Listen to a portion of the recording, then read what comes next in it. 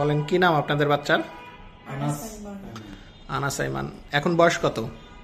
ওই 6 মাস 26 দিন বয়স। 6 মাস 26 দিন বয়স। কি সমস্যা হয়েছিল বাচ্চার?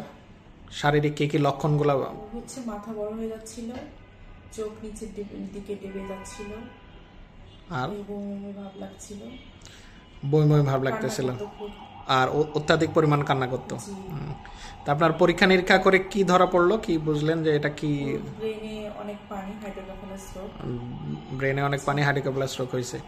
তারপরে আপনারা যেটা অপারেশন করলেন, কি অপারেশন করছেন? অপারেশনের নাম কি? VP shunt. VV shunt operation. আজ থেকে কতদিন আগে ভিভি শান্ট অপারেশন করছেন? ওর যখন বয়স 2 মাস 23 দিন আমরা তখন operation করছিলেন। করি। তার মানে আজকে অ্যারাউন্ড প্রায় 3-4 মাস আগে অপারেশন করা। জি, জি। এই যে লক্ষণগুলোর কথা বললেন অপারেশনের আগে, তার অত্যাধিক কান্না, তারপরে চোখ নিচের দিক চলে যাওয়া, মাথা বড় হয়ে যাওয়া, এগুলা কি এখন আর আছে? না, একেবারেই নাই। এগুলা একেবারে নাই। আর অপারেশন করার পর ব্রেনের যে পরিমাপ ছিল আগের সিটি স্ক্যানের, সেই ব্রেনের পরিমাপটা কি আগের চাইতে বাড়ছে? তাহলে আগের চাইতে বাচ্চার কি অন্যান্য যে বুদ্ধিভিত্তিক বিকাশ সেগুলা কি বাড়ছে? অনেকটা বাড়ছে। অনেকটা বাড়ছে। এখন বাচ্চা কি ডাকাডাকি করে? জি, টাকাটা করে।